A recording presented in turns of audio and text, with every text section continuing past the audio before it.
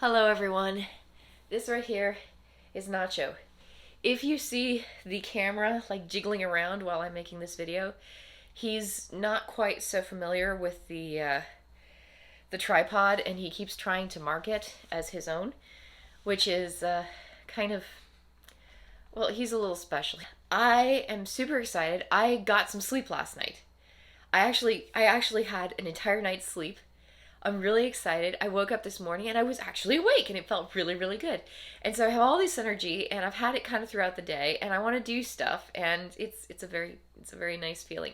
Also, if this video cuts out right in the middle of the video and like jumps forward like an hour, it's because my husband is possibly bringing me home some more of that really spicy vindaloo. Only this time he's actually getting me the really spicy stuff because last time he just got me the spicy stuff. And spicy is good, but really spicy is better. So I can't wait. Like, if he comes through that door, I'm stopping everything. Anyway, we are doing the next chapter of The Rational Male, Volume 2.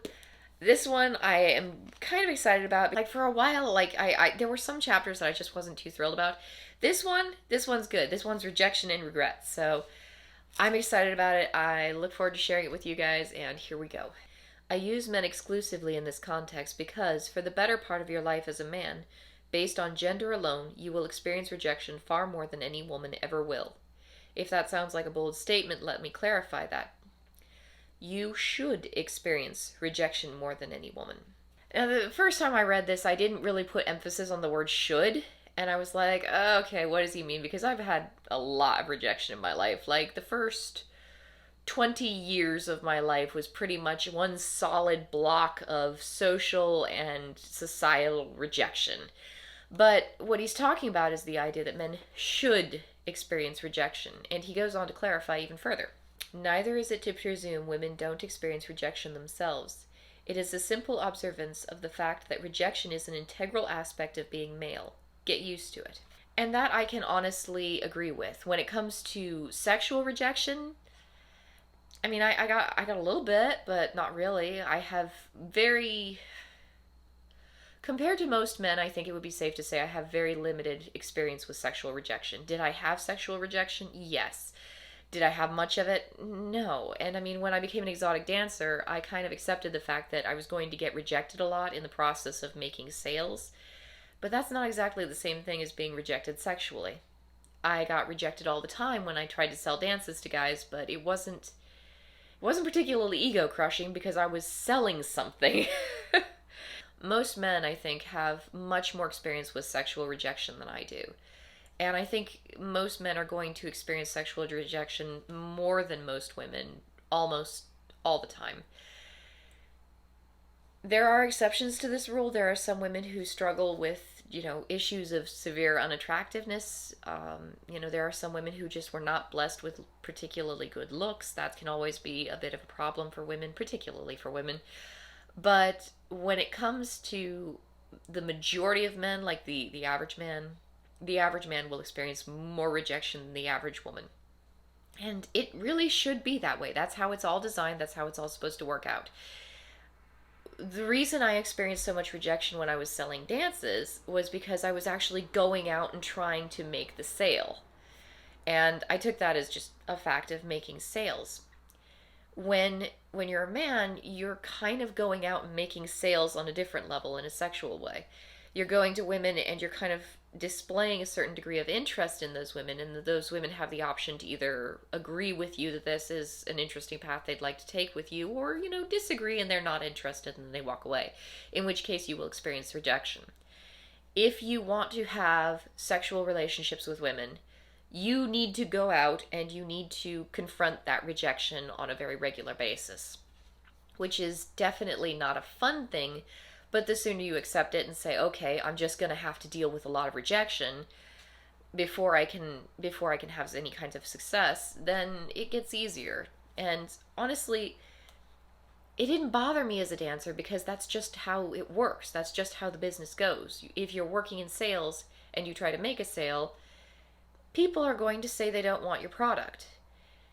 It's kind of the same thing with dating and men. If you go out and you try to make a sale, a lot of the people you try to make that sale to aren't necessarily going to be interested in your product.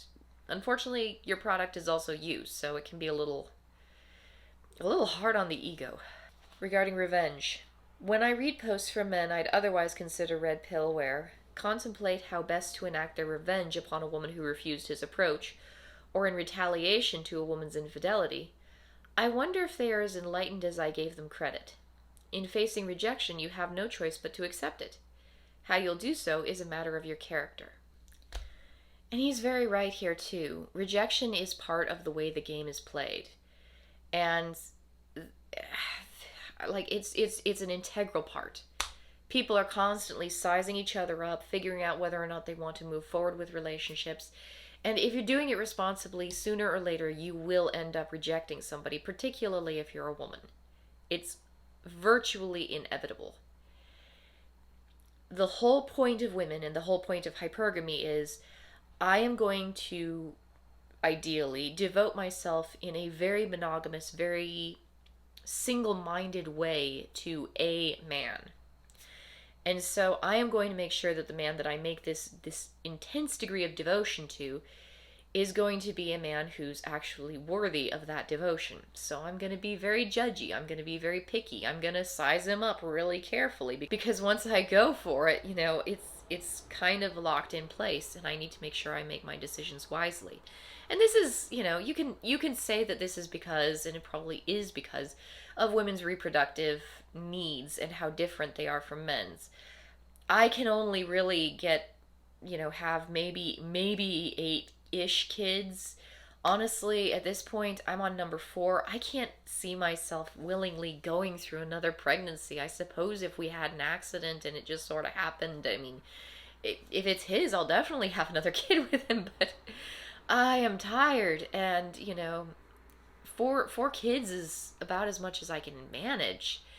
And, the good news is we're both on the same page with that, but it's like, this is a very, very big commitment that I'm making, and I personally had to weigh my sexual partners very carefully, and I discarded many potential partners based on the fact that I didn't think I could form particularly strong or sturdy relationships with them.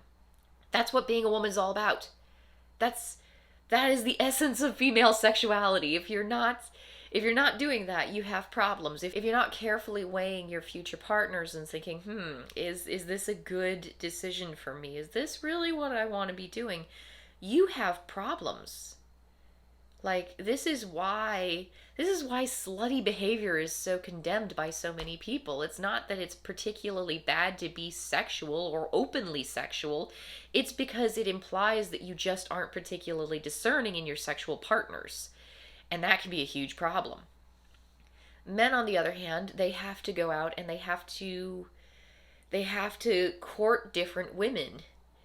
And, if you're a very strongly Christian person, you might look at this and say, well, you might court them, but you don't have to actually sleep with them. You're just shopping around. Yeah, but you still have to shop. You still have to do that. And in that process, you're going to experience lots of rejection because ideally the women that you're, trying to appeal to are all sizing you up and weighing you and measuring you and saying, I'm not so sure. I don't think so. I'm going to put the brakes on this. I don't think this is a good match. The important thing to remember is if you move forward with a relationship where she is ignoring those signals to her that, like, maybe this isn't a good match, you could end up miserable in a relationship, miserably married, miserably divorced, miserably just miserable. Like, relationships that aren't forming properly should be abandoned because they're not forming properly. And as much as you might like that girl, something's not working out and you have to let it go. If you get angry at her for saying, I don't think this is working, that's not... I don't know how mature that is, and I don't know how realistic that is. You can't force somebody to love you. You can't force them to say, oh yes, this is the one. You can't just give them a big strong dose of love potion number 9 and hope they'll be happy forever after. It wears off. That's how this sort of thing works. When you're getting to know each other, if you're doing it right, you're not going to just fall head over heels with somebody and be like, oh, they're perfect, everything's wonderful. You have to size them up. You have to look at the relationship. You have to You have to examine it all with a microscope, and if it's just not quite right, it's no good. Let go of it. Go on someone else. It's just no good. I'm not saying you should be super duper picky, but if the relationship itself is not being healthy, if it's not forming healthily, and if it's not getting stronger and deeper, cut it loose. It's no good. And so, this works with rejection. Cheating, I look at it, it's kind of like, well, that's kind of that's women not being very nice or playing very fair. I think cheating's kind of a dick move, for lack of a better term. But when it comes to rejection, it's like you can't be angry at people for rejecting you. Like you can't. It's their job. They're supposed to reject you. And you hope for the ones that won't, but rejection is part of the entire process where both partners are looking at each other. Do you think this is a good idea? You know? And, you might end up rejecting people too because you don't think it's a good idea. That's just how it works. Men typically end up being rejected more because men are the ones who are like advertising themselves outward. Women, they tend to be really prettied up and really kind of attracting as much attention as they can, but then they just sort of sit back and wait to see who comes. Women sort of cast a net and just wait to see who they catch with it. And so it makes it easy for women, which I didn't make the rules. What can I say? Revenge should never be your motivation for success. Even the time and mental effort needed to consider some appropriate way of making a woman aware of how she made you feel are resources better spent on meeting new prospective women who will reciprocate your interest. This is excellent advice as well because if somebody looks at you and rejects you, chances are there are a million tiny reasons why they rejected you that don't necessarily even have all that much to do with you. And so trying to convince them that they shouldn't have rejected you, it's not going to work. It's not going to work. I remember meeting people and we didn't have the same interests, and I'm sorry, we don't have the same interests. We don't, what are we going to talk about?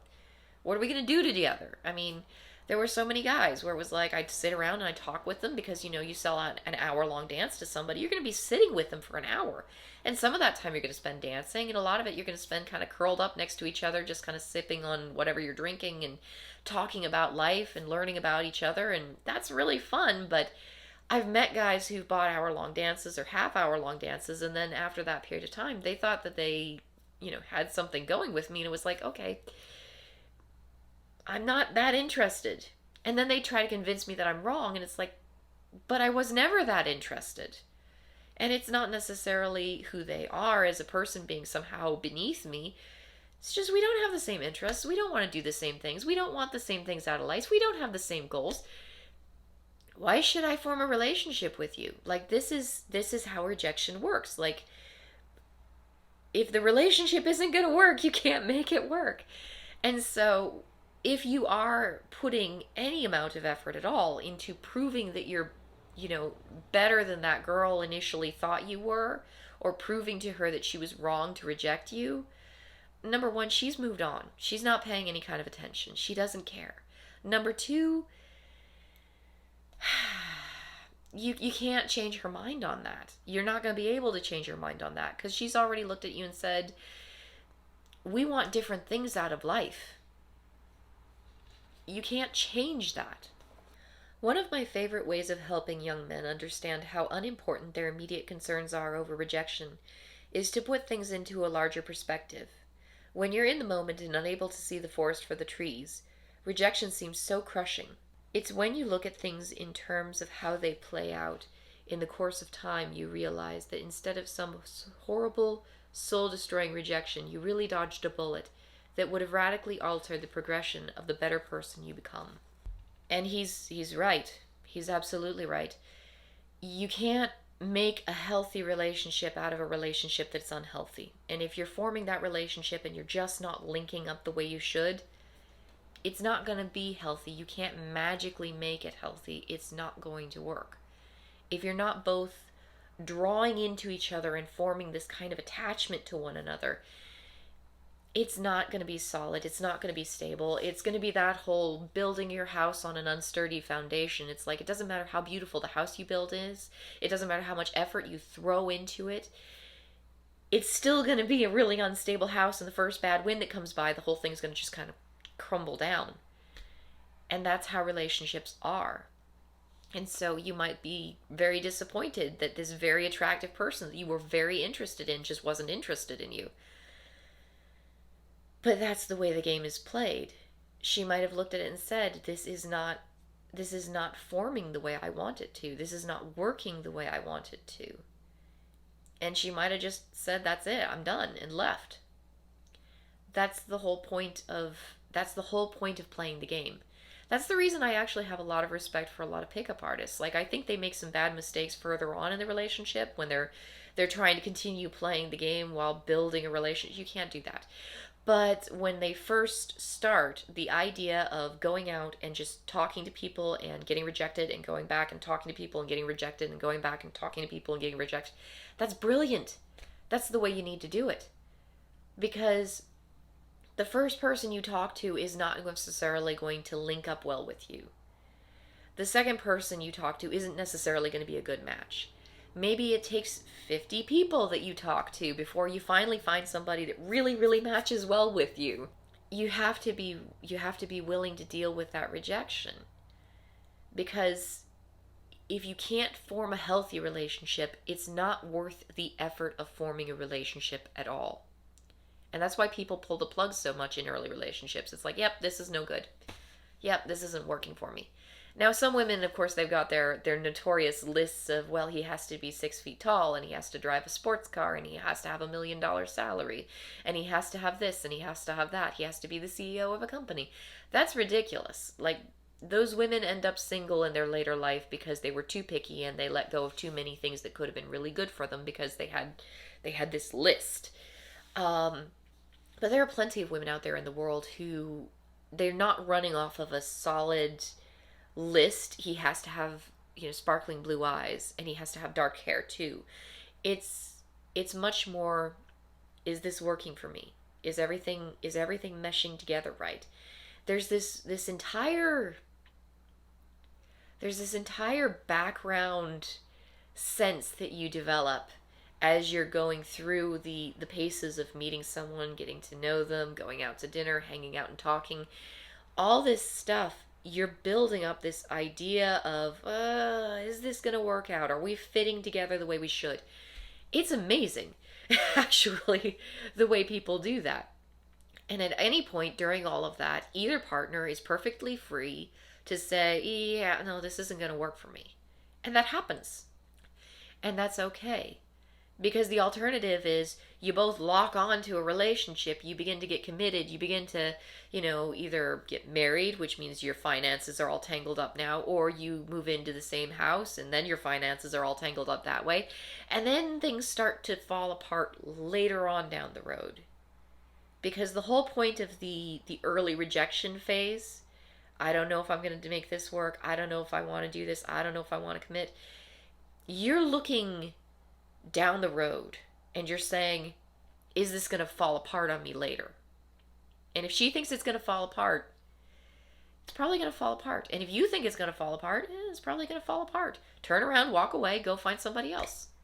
Anyway, that was it for this chapter. It was a really fun chapter. I liked it. I think it's really, really solid advice.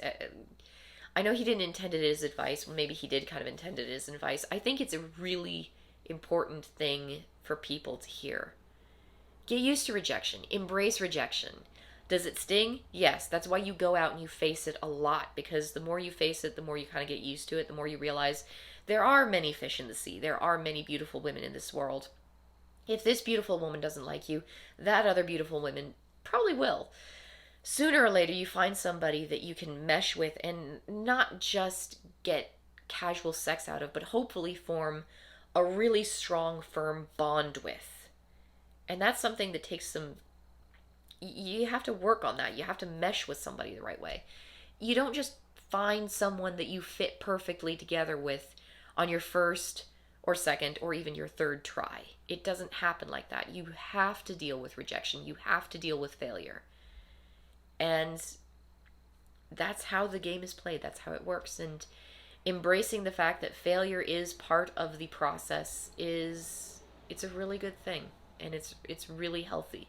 So I urge you all to embrace your failures, embrace your rejections, and keep moving, and don't let it discourage you. I'll talk to you guys later.